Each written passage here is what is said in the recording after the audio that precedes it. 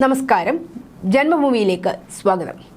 Palathayi POCSO കേസിൽ BJP പ്രാദേശിക നേതാവും യുപി സ്കൂൾ അധ്യാപകനുമായ കടവത്തൂർ മുണ്ടത്തോട് കുറങ്ങാട് കെ പത്മരാജനെ ജീവിതാന്ത്യം വരെ തടവിന് ശിക്ഷിച്ച വിധി മരവിപ്പിച്ച ഹൈക്കോടതി.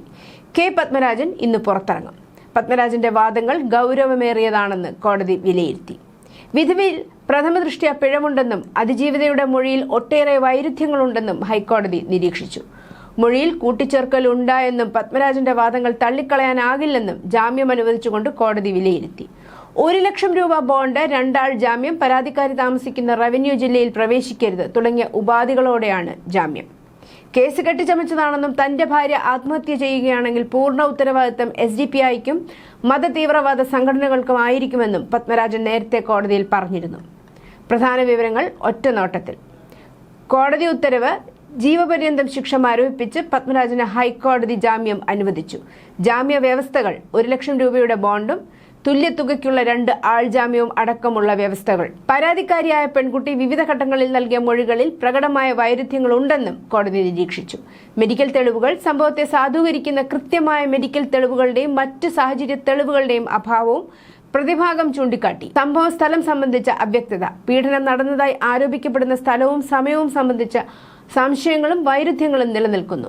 വിചാരണ കോടതിക്കെതിരായ നിരീക്ഷണം: വസ്തുതകളും തെളിവുകളും കൃത്യമായി വിലയിരുത്തുന്നതിൽ വിചാരണ കോടതിക്ക് പ്രഥമദൃഷ്ട്യാ വീഴ്ച സംഭവിച്ചതായി ഹൈക്കോടതി വിലയിരുത്തി. 2020 ജനുവരിയിലാണ് 9 വയസ്സുകാരി പീഡനത്തിനിരയായെന്ന പരാതി പോലീസിന് ലഭിക്കുന്നത്. പാനൂർ പോലീസ് അന്വേഷിച്ച കേസിൽ പ്രതി പത്മരാജൻ അറസ്റ്റിലായി. അന്വേഷണത്തിൽ പരാതിയിൽ പോക്സോ നിലനിൽക്കില്ലെന്ന അന്വേഷണ സംഘത്തിന്റെ കണ്ടെത്തൽ വിവാദമായി. തുടർന്ന് സർക്കാർ പ്രത്യേക സംഘത്തെ നിയോഗിച്ചു.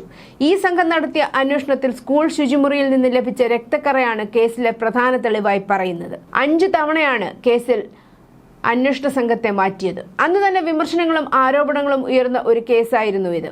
വിധി വന്നപ്പോൾ 1 ദിവസത്തെ ഹിയറിംഗ് കേട്ട ഉടൻ 40 വർഷത്തെ ജീവപര്യന്ത തടവിന് വിധിച്ച നീതിപീഠമേ, അദ്ദേഹം കുറ്റക്കാരനാണെങ്കിൽ അങ്ങ് തൂക്കിലേറ്റുക. IG ഉൾപ്പെടെയുള്ള 3 അന്വേഷണ സംഘം അന്വേഷിച്ചിട്ട് കണ്ടെത്താത്ത പീഡനം ഇപ്പോഴൊരു രാഷ്ട്രീയ പാർട്ടിയുടെ സ്ഥാനാർത്ഥിയായി മത്സരിക്കുന്ന മുൻ ACP രത്നാകരൻ സാർ കണ്ടെത്തി. ഈ രത്നാകരൻ സാറാണ് നവീൻ ബാബു കേസും അന്വേഷിച്ചത്. ബഹുമാനപ്പെട്ട സുപ്രീം കോടതി 1000 കുറ്റവാളികൾ രക്ഷപ്പെട്ടാലും ഒരു നിരപരാധി പോലും ശിക്ഷിക്കപ്പെടരുതെന്ന് പറയുന്ന നിങ്ങൾ 1 ദിവസത്തെ ഹിയറിംഗിൽ പാലത്തായിലെ പത്മരാജൻ മാഷിനെ കുറ്റവാളിയാക്കി ജയിലിലേക്ക് അയച്ചു അല്ലേ? വാഹ്!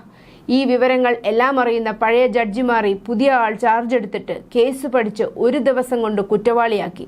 വളരെ നല്ല നീതിപീഠം, കൊള്ളാം. UP സ്കൂൾ പാലത്തായി എന്ന പ്രദേശം ഒരു പ്രത്യേക മതവിഭാഗത്തിന് സ്വാധീനമുള്ള പ്രദേശമാണ്. മാത്രവുമല്ല, ഈ പത്മരാജൻ മാഷ് നേരത്തെ പഞ്ചായത്ത് പ്രസിഡന്റുമായിരുന്നു. അധ്യാപകനായ പത്മരാജൻ മാഷ് CAAയ്ക്ക് അനുകൂലമായി പോസ്റ്റ് ഇട്ടത് PFI തീവ്രവാദികളെ ചൊടിപ്പിച്ചുവെന്നും ആരോപണങ്ങൾ അന്ന് ഉയർന്നിരുന്നു. ജാമ്യം അനുവദിച്ചു എന്ന വാർത്തയ്ക്ക് വരുന്ന പോസ്റ്റുകളും കമന്റുകളും ഇങ്ങനെ: പത്മരാജൻ മാഷിന് ജാമ്യം, ശിക്ഷാവിധിയിൽ വൻ പിഴവെന്ന് ഹൈക്കോടതി, ശിക്ഷയും മരവിപ്പിച്ചു. പ്രതിയുടെ വാദം പ്രസക്തമെന്ന് കോടതി, സത്യമേവ ജയതേ. പാലത്തായി പോക്സോ ജിഹാദ്: 600 കുട്ടികൾ പഠിക്കുന്ന സ്കൂളിൽ ആരുടെയും ശ്രദ്ധയിൽപ്പെടാത്ത, അതും പട്ടാപ്പകൽ. ശ്രീ സ്റ്റാലിൻ ദേവൻ പറഞ്ഞ കാര്യങ്ങൾ ആവർത്തിച്ച് ഹൈക്കോടതി. നടക്കാത്ത ഒരു സംഭവം ഇമാജിൻ ചെയ്ത് എത്ര വിദഗ്ധമായി സ്ക്രിപ്റ്റ് ചെയ്താലും അത് പൊളിയും. കയ്യിൽ രാഖിയും കെട്ടി തീവ്രവാദികളുടെ സ്ഥാപനത്തിൽ ജോലിക്ക് പോകരുത്, പോയാൽ ഇതാണ് അവസ്ഥ. അങ്ങേർക്കുണ്ടായ ചീത്തപ്പേരിനും സമയനഷ്ടത്തിനും ആരാണ് ഉത്തരവാദിയാവുക? മാഷിനെതിരെ അണിനിരുന്നവർ വൻ ശക്തികളും വൻ തോക്കുകളുമാണ്. നിരപരാധിയാണെന്ന് ഉറപ്പായിട്ടും ശരിക്കും ഒരു പ്രത്യേക വിഭാഗത്തിന്റെ സമ്മർദ്ദത്തിന് വഴങ്ങേണ്ടി വന്നതാണ് പോലീസ് തന്നെ നടപടി തുടങ്ങിയത്. മുകളിലേക്ക് ആ സമ്മർദ്ദം നന്നായി ബാധിച്ചിട്ടുണ്ടെന്ന് അന്നേ വിധി വന്നപ്പോൾ നമുക്ക് മനസ്സിലായിട്ടുമുണ്ട്. കാത്തിരുന്ന വിധി എന്നിങ്ങനെയാണ്. News desk, Janmabhumi.